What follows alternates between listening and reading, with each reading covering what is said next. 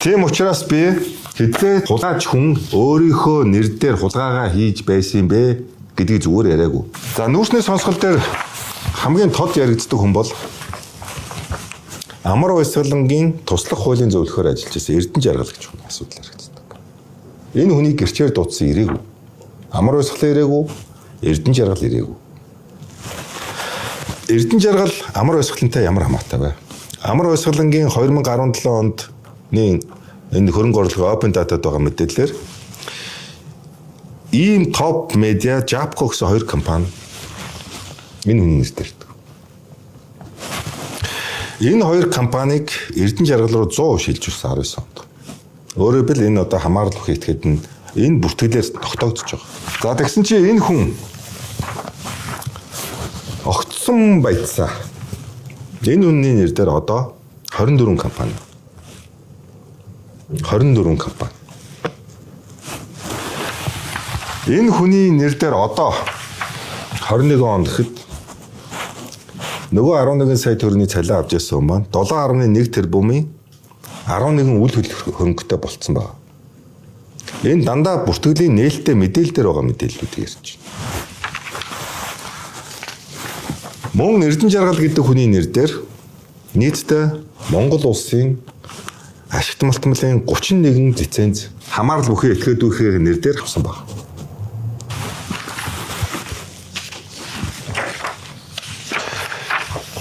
Эрдэнэ Жаргал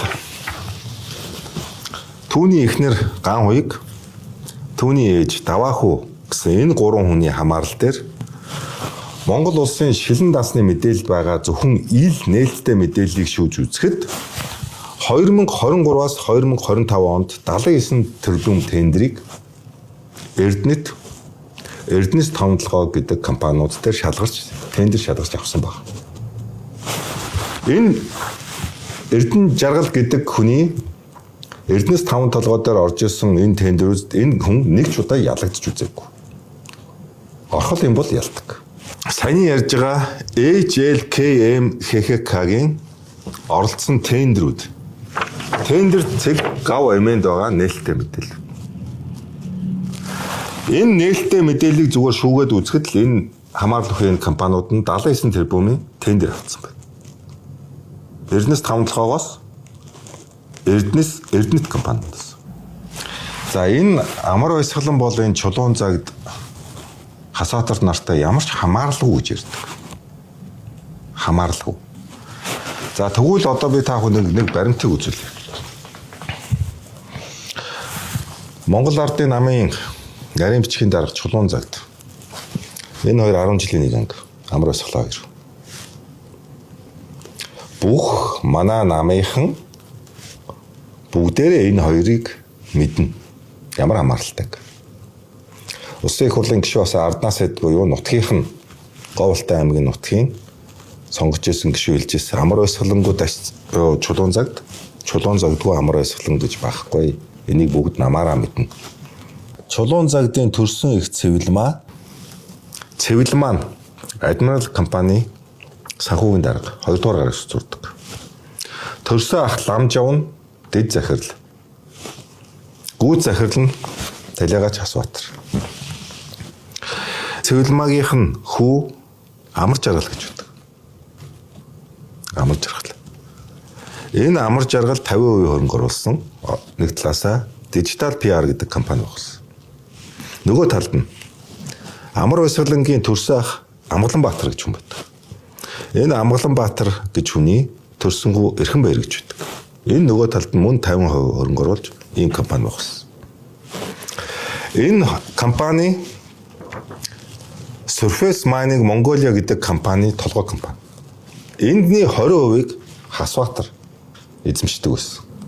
Өөрөөр хэлбэл Хасбаатар Амар Жаргалаар дамжуулж Чулуун загд, Эрхэнбаяраар дамжуулж Амар Баясгаланаар дундын бизнестэй нэгдмэл аж сонирхолтой гэдэг нь энэ баримтаар нотлогддог. Энэ баримтынх нь улсын бүртгэлийн мэдээллийн санд одоо та бүхэн зөвхөн вебсайт руу ороод харна. Open Data дээр нээлттэй байгаа мэдээллийг би ярьж байна. Энэ мөн Open Data дээр нээлттэй байгаа мэдээллийг сая зургаар үзүүллээ. Тийм учраас би хэдвээ хулгайч хүн өөрийнхөө нэр дээр хулгайгаа хийж байсан бэ гэдгийг зүгээр яриаггүй.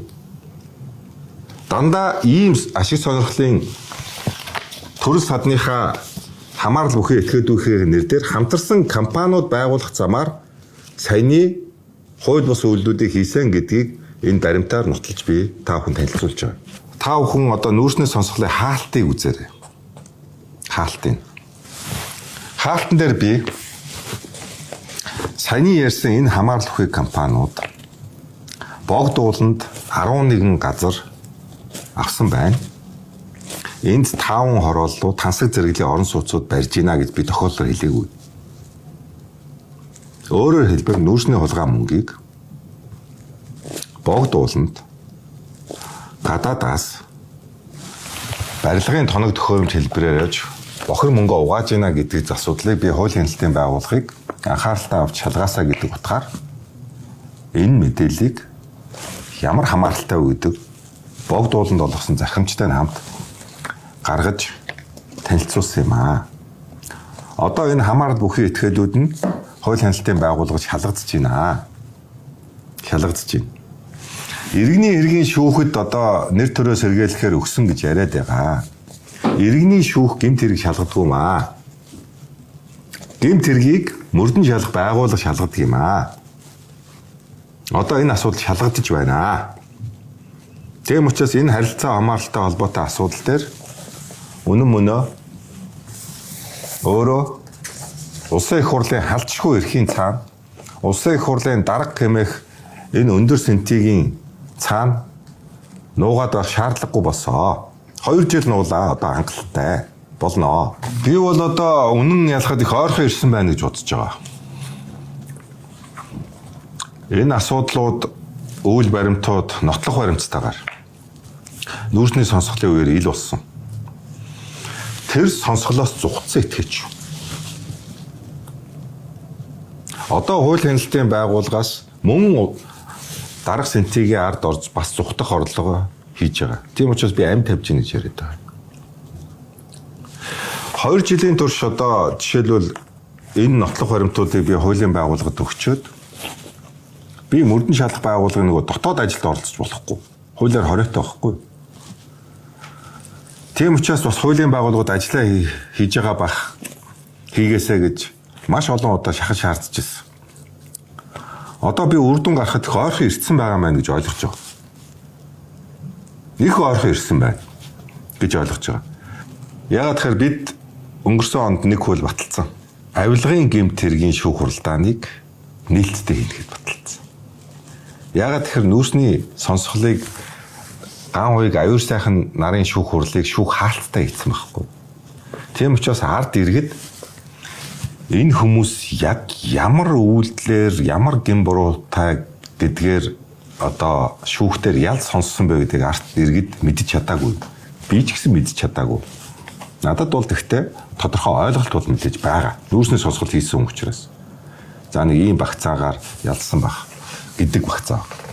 Тийм учраас энэ хурал босны дараа би өөрөө санаачлаад авилгын гэмт хэрэгүүдийн шүүх хурлыг хаалттай ихгүй нээлттэй хийнэ гэдэг би хуулийг өнгөрсөн онд сонгуулийн өмнө баталсан.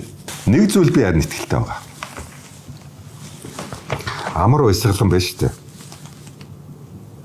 2 жилийн туршид энэ асуудал нүүрсний сонсголоор яригдаад энэ бүх баримтууд гараад байхад намайг нэг ч удаа шүүхэд өгөөгүй. Нэг ч удаа цагдаад өгөөгүй. Гүтгэлээ гэдгээр. Энэ бол факт шүү.